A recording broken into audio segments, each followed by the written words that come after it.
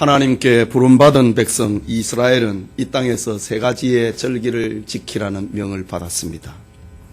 오늘 본문 신명기 16장 1절부터 17절까지에는 하나님이 지키라고 명하신 세 개의 절기가 있습니다. 먼저 애굽에서 구원을 기념하는 6월절 1절에서 8절까지 말씀이고, 그리고 봄의 결실을 감사하는 7.1절 혹은 맥추절이라고도 하기도 하는데 9절에서 12절의 말씀, 그리고 가을의 결실을 감사하게 하는 초막절 혹은 수장절이라고도 하는 13절에서 17절까지의 말씀입니다. 그리고 똑같은 내용을 출애굽기 23장에도 기록이 되어 있습니다. 여러분, 이스라엘 백성들이 수천 년 동안 나라를 잃어버리고 유리방황하는 속에서도 민족의 혼을 지키고 빼앗긴 영토를 회복할 수 있었던 것은 교육이라고 하는 힘이었습니다. 그렇다면 이스라엘의 교육은 무엇이었겠는가? 세 가지였습니다. 하나는 가정교육이고, 하나는 회당교육이고, 하나는 성전교육입니다. 가정교육은 매일마다 진행이 되는 교육이고, 회당교육은 매주마다 진행되는 교육이고, 성전교육은 1년에 3차례씩 모든 이스라엘 백성들이 예루살렘 성전에서 지키는 절기를 통하여서 받는 교육입니다. 이런 세 가지의 교육이 이스라엘을 만들었던 것입니다. 오늘은 세계교회가 지키는 7.1절 혹은 맥추절이라고도 부르는 명절입니다. 본문과 병행해서 기록하고 있는 출애굽기 23장 17절에 우리 연수막이 있는 말씀처럼 맥추절을 지키라. 이는 네가 수고하여 밭에서 뿌린 곳에 첫 열매를 거둠이니라 라고 합니다. 여러분, 맥추절은 앞에 말씀드린 것처럼 구원을 기념하는 6월절을 보낸 지 7주를 지내고 50일째 되는 날입니다. 그래서 50일째 되는 날이라 해서 오순절이라 하기도 하고 7.1절이라 하기도 하고, 그리고 맥추절이라고도 부르기도 합니다. 맥추절에 이스라엘은 형제 자매와 이웃들이 함께 하나님이 은혜로 주신 봄의 수확을 감사하고 모든 것이 하나님으로부터 왔다는 사실을 고백하고 신앙을 재무장하는 날입니다. 신약적인 의미로 이 맥추절은 부활승천하신 예수님이 성령을 보내심으로 연약한 교회가 강해지고, 초대교회에 보면은 예수님의 제자들이 오순절에 성령의 강림을 체험하기 전까지는 두려워서 거리를 못 나갔잖아요. 그런데 성령을 체험하고 난 다음에는 거리를 뛰쳐나가서 부활의 증인이 됩니다. 바로 이 맥추절은 신약적인 의미에서 성령이 오심으로 말미암아 연약한 교회가 강하게 되고, 그리고 성도들의 신앙이 재무장하는 것을 상징하고 있습니다.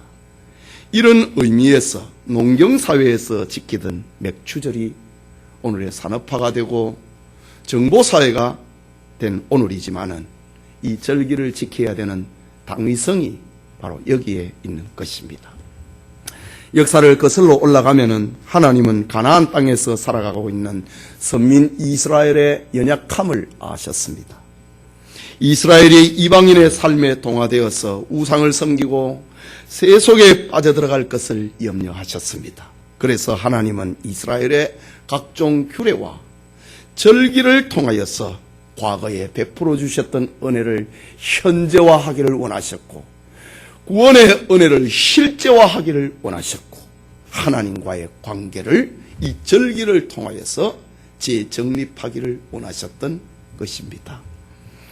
이 시간 본문에 우리가 9절에서 12절까지인데, 오늘 읽은 본문에 보면은 아주 중요한 동사 4개가 등장을 합니다. 그것은 지키라, 드리라, 즐거워하라, 그리고 기억하라 라는 이 4개의 동사를 중심으로 맥추절에 기억할 말씀이란 제목으로 하나님의 말씀 받고자 합니다. 말씀을 듣는 우리 모두에게 하나님의 은혜 주심이 있기를 소원합니다. 첫째로 맥추절에 기억할 말씀, 지키라. 맥추절을 지키라 라는 겁니다. 우리 읽은 본문 9절과 10절의 말씀을 다시 한번 봅시다. 7주를 셀지니, 잠시만요. 이 7주라고 하는 것은 구원을 기념을 하는 6월절이 지나고 난 다음에 7주입니다. 6월절이 지나는 그 다음 날부터 추수가 이제 봄의 추수, 보리 추수가 시작이 됩니다. 그리고 7주 동안의 봄의 수확을 끝내는 겁니다. 우리 다시 9절에서 10절을 다시 읽읍시다.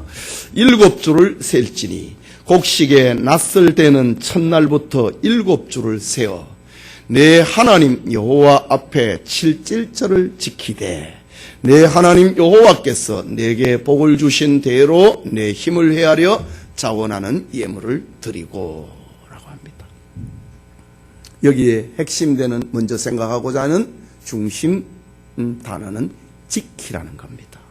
여기 지킨다, 이게 무슨 말이냐 이거죠. 히브리 말로 지킨다라고 하는 말은 아샤라는 말입니다. 이것은 의식을 거행하는 것, 찬양을 하는 것, 덕을 기리는 것을 말합니다. 즉 맥추절을 밋밋하게 보내지 말고 하나님의 은혜와 축복을 감사하는 의식을 가지고 민족적인 축제로 지키라고 하는 말입니다. 물론 예나 지금이나 사람이 살아가다 보면은 원망과 불평거리가 생깁니다. 시비와 다툼거리가 생깁니다. 그러나 이 맥추절에는 이런 일들을 원망과 시비, 다툼 이거 다 뒤로 넘겨놓고 다 예루살렘 성전으로 나와가지고 하나님 앞에 감사하고 축하를 돌리는 축제의 날로 삼으라. 이 말이 아샤라는 말입니다. 여러분, 미국의 사업가 중에 스탠리 텐이라는 사람이 있었습니다.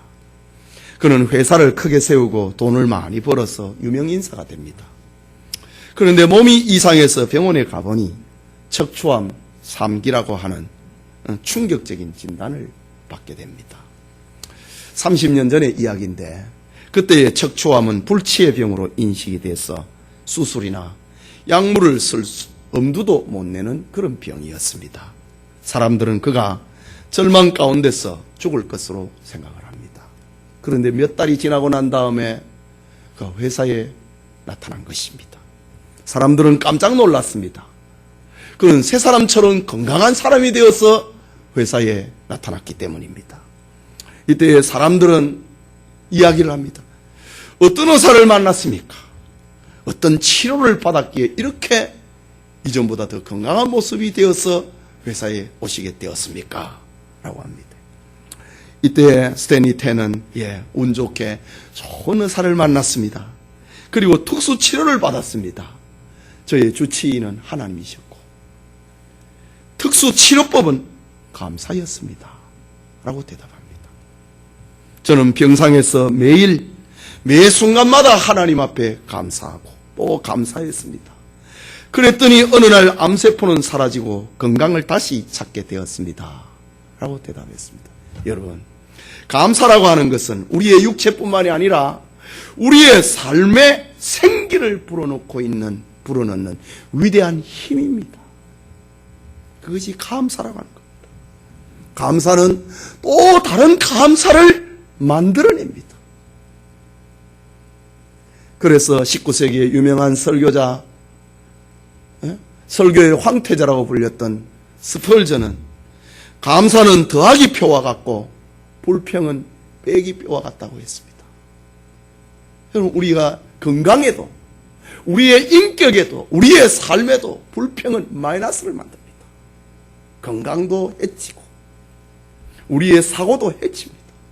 그러나 감사는 플러스입니다. 우리의 육체에도 플러스, 우리의 인격에도 플러스로 만들고 우리의 삶도 플러스 인생을 만드는 것입니다. 하나님의 자녀된 성도는 감사를 퍼올릴 수 있는 실로 엄청난 셈을 가지고 있습니다. 그것은 우리가 하나님 앞에 선택된 것입니다. 그리스도를 믿음으로 말미암아 죄의 권능에서 해방되고 용서받은 것입니다. 영원한 생명을 얻은 것, 이거는 우리가 가진 위대한 감사의 우물입니다. 하나님의 자녀가 된 것입니다. 천국을 기업으로 약속받은 것입니다. 새로운 삶의 방향과 목적을 얻은 것입니다.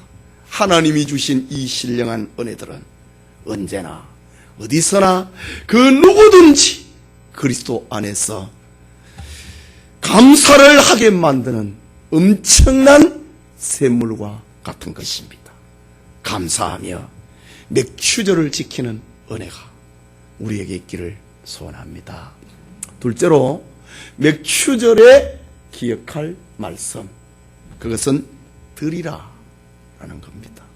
10절 중간에 보면은 내 하나님 여호와께서 내게 복을 주신 대로 내 힘을 헤아려 자원하는 예물을 드리고, 오늘 본문에서 등장하고 있는, 찾고 있는 4개의 동사는 다 명령형입니다.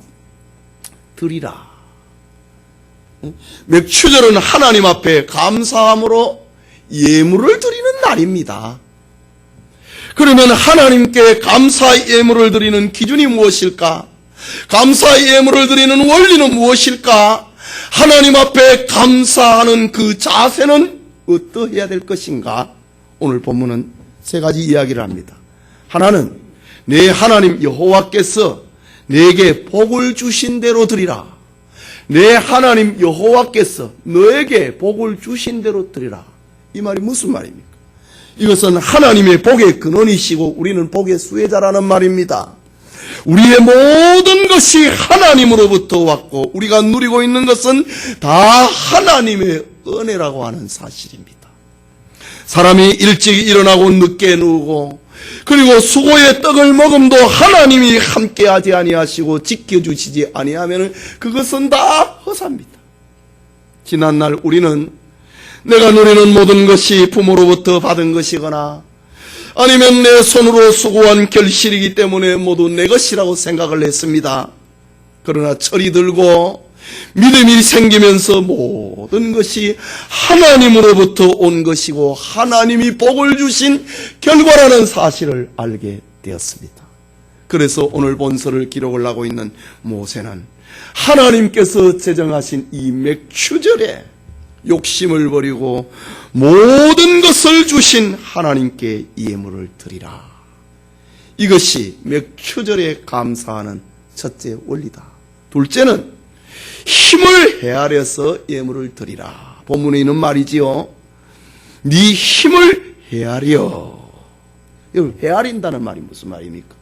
우리가 지금 새 번역을 가지고 있는데 전에 성경에는 살피라고 하는 그렇게 표현했습니다. 그러나 지난번 번역도 이번 번역도 헤아린다. 내 힘을 헤아린다. 이 말은 조금 우리의 이해와 번역엔 조금 불편합니다. 부족합니다. 정확하게 헤아린다고 하는 이 말은 히브리 말로 미샤라는 말입니다. 미샤. 이것은 관대하게, 풍성하게라는 말입니다. 네 힘에서 더 풍성하게, 네 힘에서 더 관대하게, 그 말입니다. 정확한 원어의 표현입니다. 예, 하나님은 이스라엘 백성들에게 맥추절의 예물을 드리면서 사람이 할 수 있는 힘을 다해서, 최선을 다해서, 최고를 들어서 최대를 드리라고 합니다. 하나님께서 우리의 형편에 맞게 드리라. 우리가 제사를 지낼 때에 번제, 소제, 화목제, 속제제, 속건제는 형편에 맞게 제사 지냅니다. 형편에 맞게. 아주 가난한 사람은 비둘기를 잡았어. 평범한 사람은 양과 염소를 잡았어. 부자들은 소를 잡아서 제물을 드렸습니다. 그런데 형편에 맞게 예배를 드리고 제사를 지니도록 했는데 맥추절에는, 이 절기 때에는 네 힘을 넘어가라고 합니다. 이것이 마샤라는 말입니다. 풍성하게. 저 마케도니아 고린도전서에 나오는 말씀처럼 마케도니아 교회의 연보가 네 힘을 넘어서 네 힘에 넘치도록 예물을 드렸다 하는 것처럼 같은 원리입니다. 다시 말을 합니다. 하나님은 우리에게 형편에 맞게 적당하게 하도록 하지 아니하고 풍성하게 드리라고 하는 이유가 무엇이겠습니까? 평소에는 우리에게 적당하게 형편에 맞게 드리는데 맥추되는 네 힘을 넘어가라고 하는, 풍성하게 하라고 하는 이유가 무엇일까? 우리는 우리의 영과 우리의 삶에 우리가 알지 못하고 우리가 깨닫지 못하는 하나님의 은혜가 너무 풍성합니다. 하나님의 은혜가 너무 많기 때문에, 우리가 알지 못하는 은혜가 더 많기 때문에 하나님의 자녀된 우리는 정말 셀 수 없는 복을 받았습니다.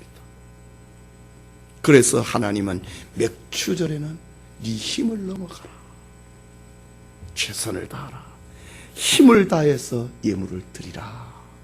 이것이 예물을 드리는 제2의 원리입니다. 셋째는 자원하는 예물을 드리라. 10절 후반부에 나오는 말이지요. 내 힘을 헤아려 자원하는 예물을 드리고. 여러분, 자원하는 게 뭡니까? 자원하는 거, 이거는 즐거워서 하는 겁니다. 우리 가운데 자식을 낳고 부모가 되고 연세가 드신 분도 있습니다. 부모가 된 여러분이 여러분의 생일날에 자식들이 생일상을 준비를 하면서 인색함으로 한다든가 투덜투덜거리면서 생일상을 준비를 할 때에 부모의 마음이 어떻겠습니까? 기분 좋겠습니까? 잔치상을 받기는 고사하고 회심할 것입니다. 마찬가지로 하나님은 성도들이 맥추절의 예물을 드리면서 억지로 예물을 드리거나 마지못해서 드리거나 인색하면서 하거나 체면치레로 하는 것, 그것은 하나님의 은혜를 밟는 것과 마찬가지입니다. 지금 우리 중에 어쩌면은 요즘 사는 형편이 얼마나 어려운데 목사님은 별것을 다 강조하고 지키게 하신다고 말하는 이가 혹 있을지 모르겠습니다.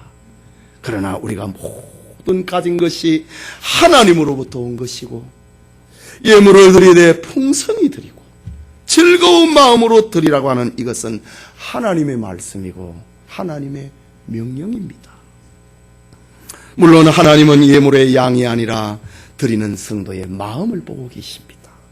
그래서 예수님은 성전에서 어느 날 부자들이 드린 큰 액수의 헌금보다는 가난한 과부가 드린 2렙돈을 보고 기뻐하셨습니다. 이유가 무엇입니까? 그는 즐거운 마음으로, 자원하는 마음으로 하나님 앞에 드렸고 자기의 생활비 전부를 드렸기 때문입니다. 그래서 주님은 이 가난한 과부를 칭찬하셨고 많이 드렸다고 하셨습니다. 이것이 바로 맥추절에 예물을 드릴 셋째 원리인 것입니다. 그게 세 번째로 오늘 본문에 등장하고 있는 동사 즐거워하라 라는 겁니다. 11절의 말씀 우리 같이 읽읍시다. 너와 내 자녀와 노비와 내 성중에 있는 레위인과 및 너희 중에 있는 객과 고아와 과부와 함께 내 하나님 여호와께서 자기의 이름을 두시려고 택하신 곳에서 내 하나님 여호와 앞에서 즐거워할지니라 라고 합니다. 여러분, 맥추절의 핵심은 하나님 앞에서 즐거워하는 겁니다. 부모의 생일잔치를 맞이하면 자식들이 부모님 앞에서 즐거워해야 됩니다. 인상 쓰고 불평하고 누구 욕하고 이러면 안 돼요. 즐거워하는 날입니다. 어쩌면 우리 중에는 도무지 기뻐하거나 즐거워할 형편을 가지지 못한 이가 있을 것입니다. 무엇이 우리의 즐거움을 빼앗아갔습니까? 질병으로 인하여서 기쁨을 잃었습니까?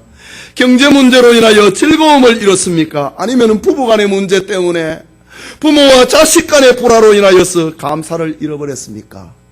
여러분, 이런 세상이 가져다주는 이런 것이 여러분에게 채워지면 여러분에게 감사가 풍성해질 것 같습니까? 그렇지 않습니다. 세상이 가져다주는 즐거움은 잠깐뿐입니다. 그래서 성경에 세상이 가져다주는 것은 그림자와 같다고 말하지 않았습니까? 세상의 것은요, 얻으면은 더 얻고 싶고 가지면은 더 가지고 싶은 겁니다. 그래서 이 세상의 것을 가지고는 우리가 하나님 앞에서 즐거워할 수가 없는 것입니다. 성도들은 이 세상의 것을 가지고 하나님 앞에서 즐거워하라는 거 아닙니다.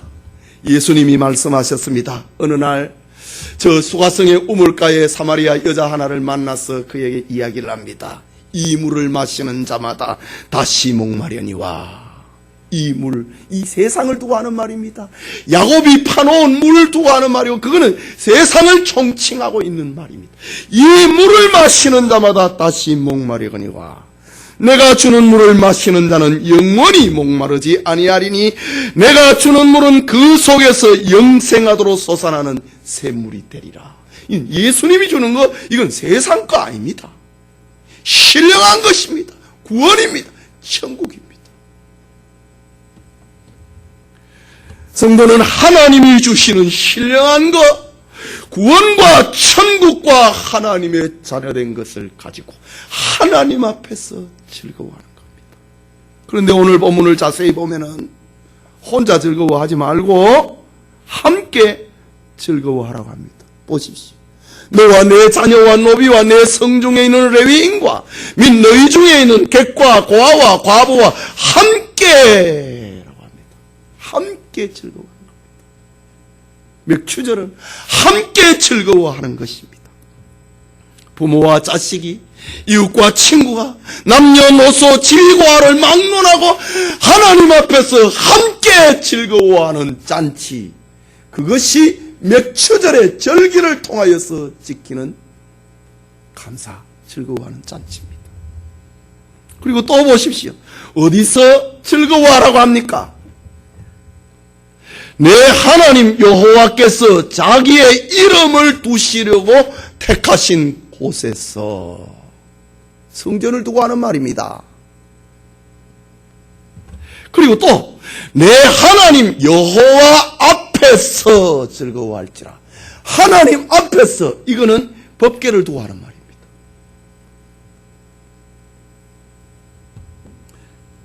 말하자면은 평소에는 회당을 중심으로 가정을 중심으로 즐거워하지만은 맥추절이 되면은 하나님 앞에 오라 이거지요.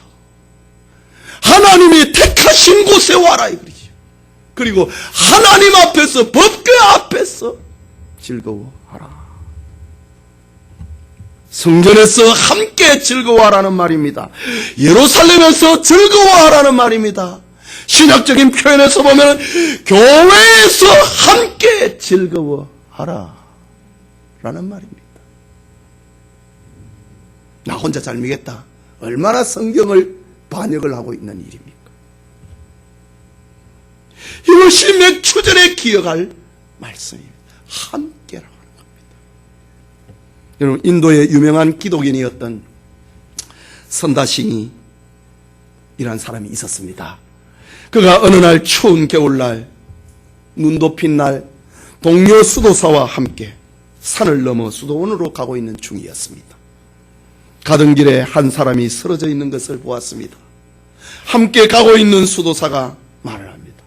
저렇게 죽는 것은 저 사람의 운명이니 우리는 우리의 갈 길을 갑시다 라고 동료가 이야기를 합니다. 하지만 선다싱은 아닙니다.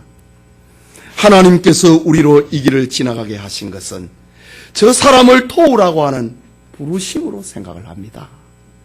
그러면서 쓰러진 그 사람을 등에 업고 갈 길을 갔습니다.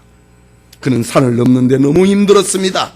죽을 고생을 하면서 눈 덮인 길을 지나 수원 가까이 왔습니다.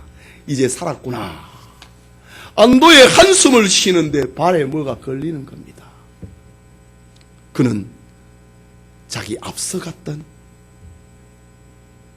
자기를 버려두고 쓰러져 있는 사람을 버려두고 먼저 가버렸던 수도사가 거기에 엎어져 죽어 있는 겁니다. 그는 혼자 가다가 너무 추워서 얼어 죽어버린 것입니다. 세월이 지나고 난 다음에 선다싱에게 사람들이 질문을 합니다. 선생님은 이 세상을 살아가면서 언제가 제일 힘들고 어려운 것은 무엇입니까? 그렇게 질문을 합니다. 이때마다 선다싱은 어김없이 그것은 내가 지고 가야 할 짐이 없을 때 나는 가장 어려웠습니다. 전혀 역설적인 대답을 하는 겁니다. 정말 짐을 벗어야 사람은 가벼운데 선다싱은 내가 짊어져야 될 짐이 없을 때에 나는 가장 어려웠습니다. 라고 합니다. 여러분은 함께 지고 있는 어려운 짐이 있습니까? 여러분이 함께 짊어질 짐이 없다면 그 가벼움이 여러분을 하나님에게서 멀어지게 만들 것입니다. 그 가벼움이 여러분을 죽일 것입니다. 하나님 앞에 무거운 짐을 짊어지고 기도를 하고 그러는 동안에 그 무거운 짐이 나를 하나님과 가까이 만들고 그 무거운 짐이 우리를 살린다고 하는 사실입니다. 이 진리를 선다싱은 산을 가면서 그는 깨달았고, 내가 무엇을 짊어진다고 하는 것은 나를 살리는 것이구나. 이런 엄청난 교훈을 제자들에게 들려주었던 것입니다. 여러분, 맥추절은 하나님 앞에서 함께 즐거워하는 절기입니다. 마지막으로 본문에 나오는 동사 기억하라 라는 말 12절입니다. 같이 읽읍시다. 너는 애굽에서 종되었던 것을 기억하고 이 규례를 지켜 행할지니라. 이 말씀은 이스라엘이 애굽에서 종되었을 때에 구원받았던 것, 광야에서 헤맬 때에 하나님이 인도자가 되어주시고 보호자가 되어주셨던 그것을 너는 잊어버리지 말라고 하는 것입니다. 여러분, 그렇지만 이스라엘은 잊어버립니다. 이스라엘 백성들이 그랬던 것처럼 우리의 삶에도 조금만 나아지면 교만해지려고 하는 그런 사람이 있습니다. 그건 낯선 것이 아니라 우리 죄의 본성입니다. 조금만 나아지면 자기가 못된 줄로 알고 조금만 나아지면 교만해집니다. 이전과는 달리 싫은 소리를 듣기 싫어합니다. 조금만 형편 나아지면요, 내가 지금 나이가 몇 살인데 아직도 저런 소리를 들어야 되나, 이런 마음이 들어옵니다. 그 교만입니다. 그때가 바로 추락하는 순간입니다. 감사합니다. 죄송합니다. 한 번만 더 기회를 주십시오. 이런 낮아짐, 겸손함, 이것이 우리로 하여금 큰 은혜, 더 큰 은혜를 입게 만드는 비결이라는 거, 그 잊지 말아라.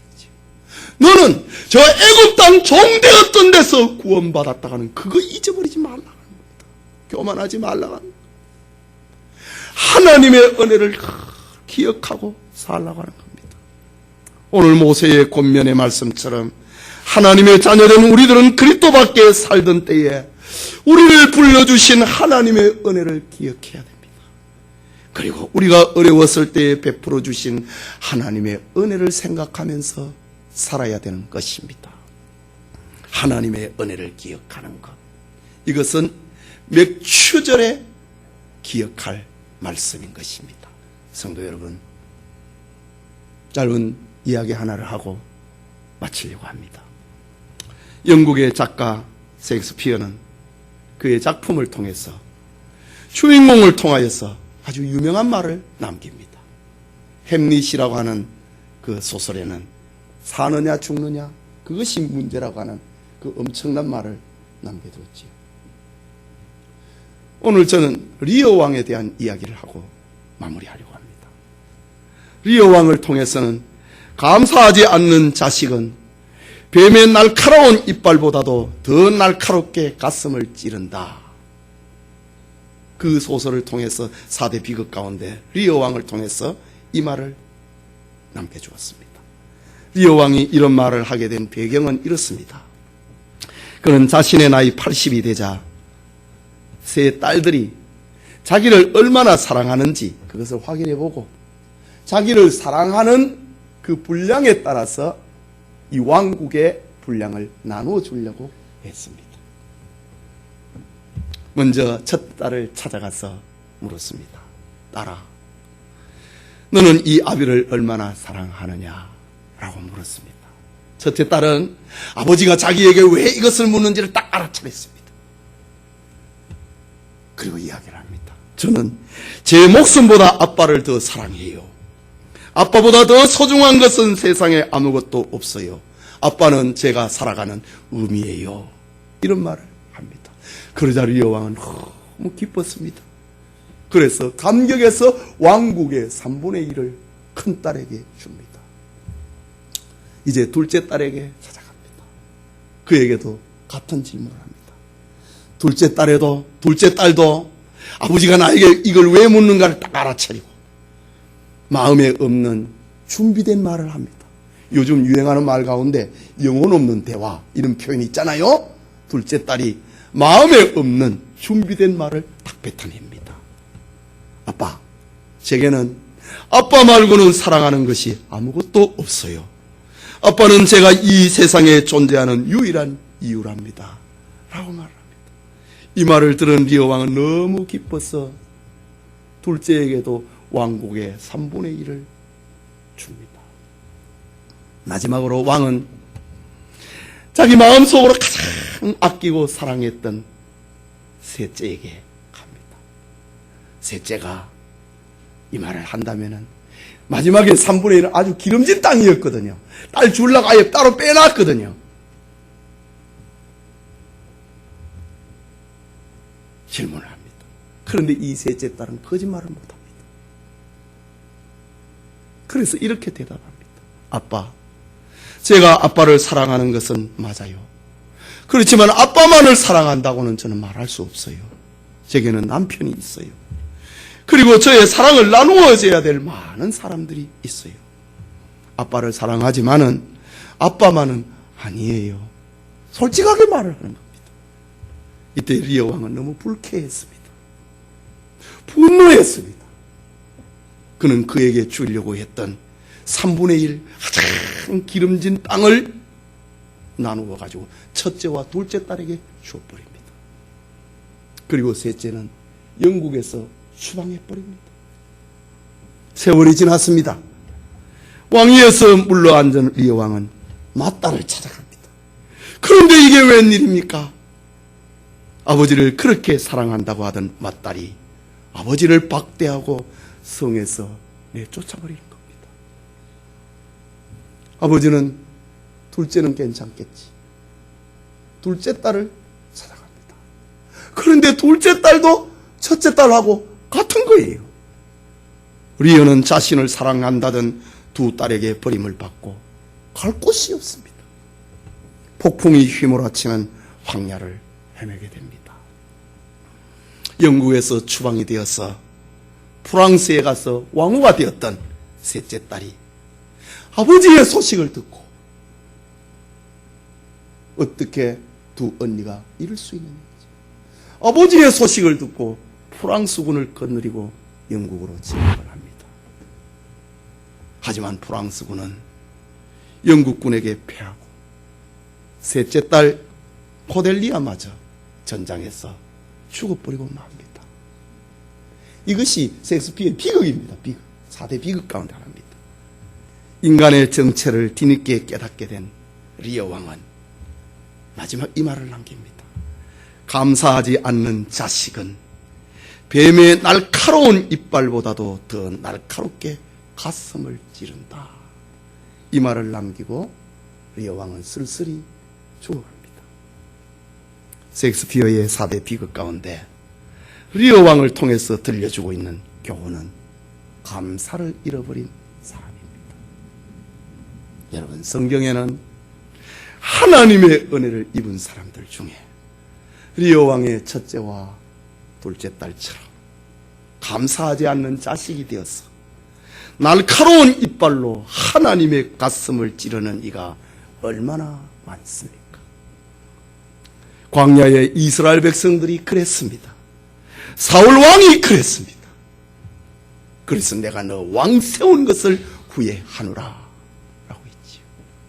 아나니아와 삽비라가 그랬습니다. 어쩌면은 이것은 이스라엘의 역사이고 전 인류의 역사라고 말을 해도 과언이 아닐 것입니다. 여러분은 어떻다고 생각하십니까? 우리는 하나님 앞에 감사를 기억하고 있습니까? 은혜를 기억하고 있습니까?